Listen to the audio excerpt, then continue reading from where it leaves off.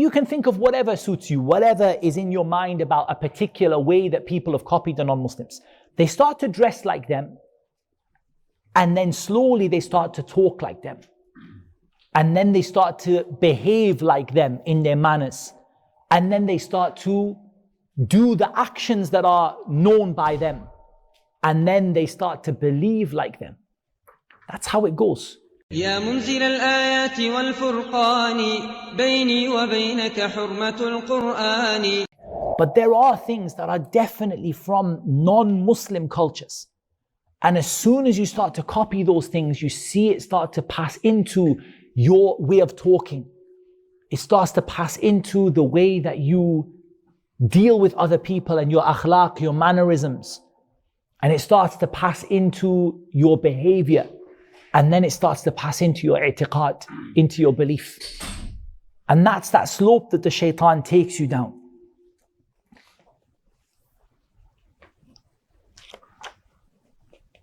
And the Shaykh, he made a number of other points here, but this is the main one that I wanted to read to you from that section. That as soon as you start to resemble them on the outside, you start to resemble them on the inside.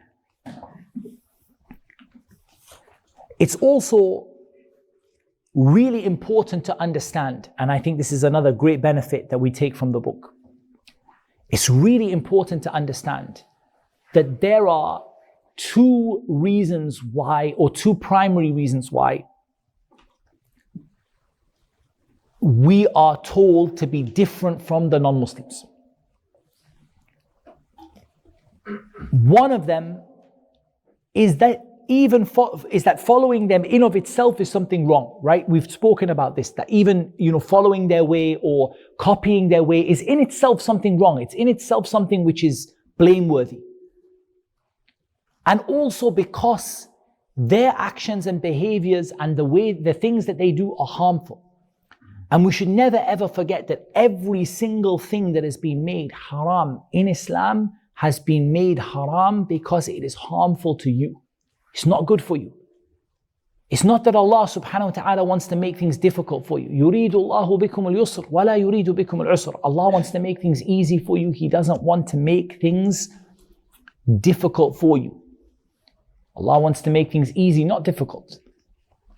And so, when we realize that every single thing Allah forbade for us is harmful to us, we realize that the things that the non-Muslims do, whether it's in their outward actions or inward actions, are harmful.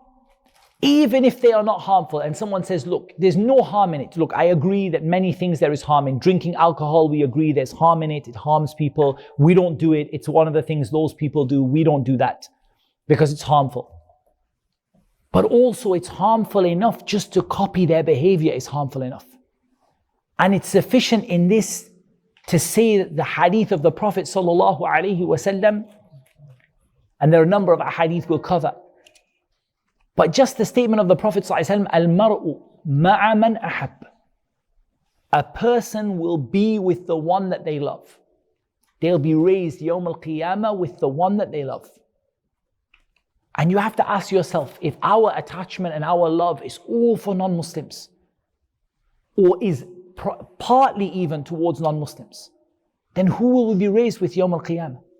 We have people who, when we talk about celebrity culture, or we talk about, people know so much about the non-Muslims and follow them and give them so much attention. But when it comes to al-Ashar al-Mubashireen bil-Jannah, the 10 people who are promised paradise, they don't know who they are. Maybe they name 4 if they can get to 4. But they can't go beyond that. They don't know who the Sahaba were.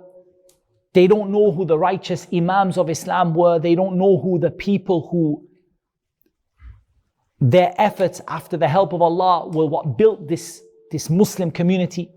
They don't know those people. The only thing they know is they know what the non-Muslims are doing and who they are.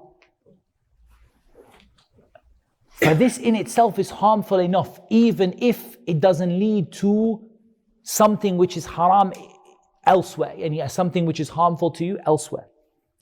But I think this is important for the reason that a lot of people, what happens is they might justify what they do by saying there's no harm in it. Like for example, we talked about clothing. You might say, look, it covers my aura, there's no harm in it. Like it's not doing me any harm that I wear this stuff, I like it. It's not doing me any harm, it covers my aura. But just the fact that it attaches somebody to those non-Muslims is enough of a harm, even if it doesn't have a mafsada in itself. The next point that I want to cover with you is how much the non-Muslims love to see the Muslims copying them. Allah subhanahu wa ta'ala tells us in many places in the Quran, many places, Allah Azza wa Jal tells us that Ahlul Kitab, they love to see. وَلَن تَرْضَى عَنْكَ الْيَهُودُ وَلَا النَّصَارَى حَتَّى تَتَّبِعَ مِلَّتَهُمْ. The Jews and the Christians will never be happy until you follow their religion. وَدَّ كَثِيرٌ مِّنْ أَهْلِ الْكِتَابِ. Many of the people of the book, they wish that they would misguide you. They wish that you would follow their religion. They wish that they could take you away from your religion. أَمْ يَحْسُدُونَ النَّاسِ. They feel jealousy towards you and they feel jealousy towards what the Prophet ﷺ brought. Many times we are told in the Quran how much they want you to leave your religion and how happy they are to see you following them and copying them. And if Allah told us that that is what makes them happy and that is what gives them pleasure to see you copying them, that should be even more of a reason why we try to have our own identity and be different from them.